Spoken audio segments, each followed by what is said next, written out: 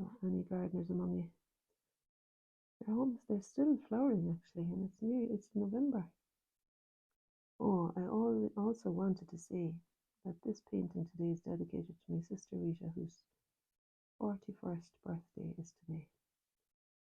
This time last year, we were heading to Dojambera with her for a celebration. My mum and my sisters and myself, kindly funded by Rita for her 40th birthday. So we've gone off there now then. That's okay, I think. Maybe just the position of that daisy might need to be adjusted a little bit over to the left. And then there's, so Rita, it's been a pleasure so far, so good. Looking forward to our next 41 years together as sisters. That's the foxglove. And you know, Rita is actually hugely supportive of me. Every painting in her house has been made by me. And she's got a big house and lots of wall space covered in paintings that I made from when I was a teenager. Like, so, as well as being a bit unsettling, seeing myself all over the shop, it's also really heartening, you know, to have that family support from all my family. And special mention to Rita today because of it being her birthday. So, happy birthday, Rita. Lots of love. I'm going to move that yellow daisy because it's kind of annoying. You know that I've discovered that it needs to shift to the left. The best way to move a daisy, I reckon, is just to paint in the centre of it. It'll sit up above there. That'll be where it is. So that's the new centre. And I'll try and lift the old centre. So we get the yellowness out of there.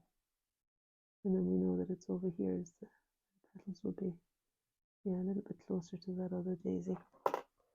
And that leaves room then for the foxglove and different things. I know it looks a little bit of a mess now, but I know what I'm up to so far, so I feel happy about it. Okay. Yeah, so there's a few little shifts, and I put in some touches for the purples, which aren't at all as beautiful, of course, as the flowers themselves, but there's time tomorrow. There's little circles of yellow ochre in the centre of those purplish flowers too. She's taken off all of that foxglove. There can be any yarn though. I'm trying another tiny touch of that magenta. I think that was a good colour for the foxglove, but it's ink, so it's going on fierce runny. Not a bad one to end with. Oh, foxglove here.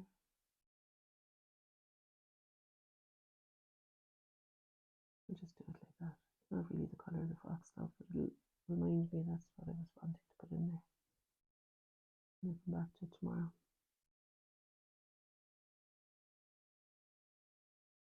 And the oranges too. Okay. Right, so that's that. Third time lucky. Something like that is going on, I think. Happy enough with it.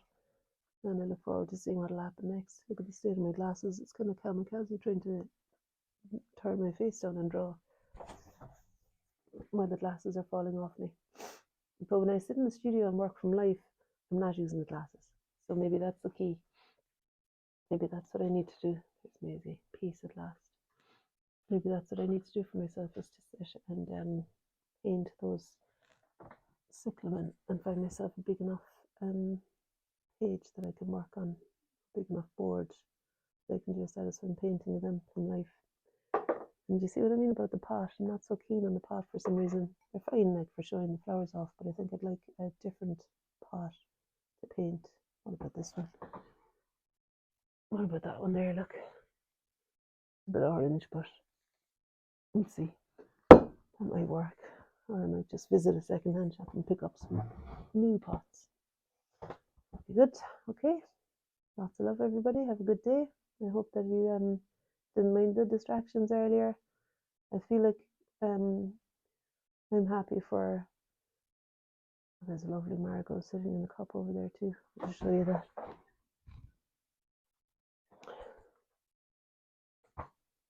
Isn't that lovely? Well, it was nicer with the light behind it. You could really see the brightness of the marigold.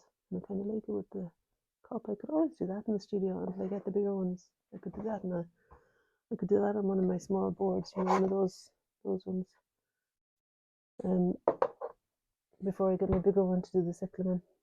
I was going to say about the distraction and the dog and everything. I feel moved to make creativity, to allow it to be as it is part of life, and to sit at the living room table is lovely with my children around, and well, not always lovely because sometimes I get annoyed with them, but in general, I really love the attitude of like flux being there in all areas of life, not just in painting, and to be open to. And again, no, I don't always do this, but it's exciting to kind of sense the potential that's available in everything. I'm reading Rick Rubin's book, The Creative Art of Living, or something it's called. I just got it the other day, thanks to Titus from the Netherlands who recommended it.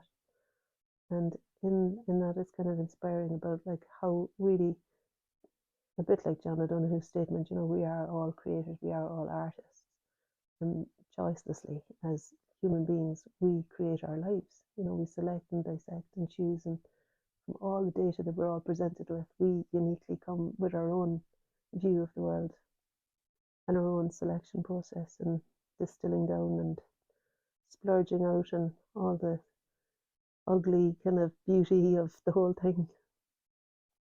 There's my lecture now over for the day. Thanks very much for joining me and for listening.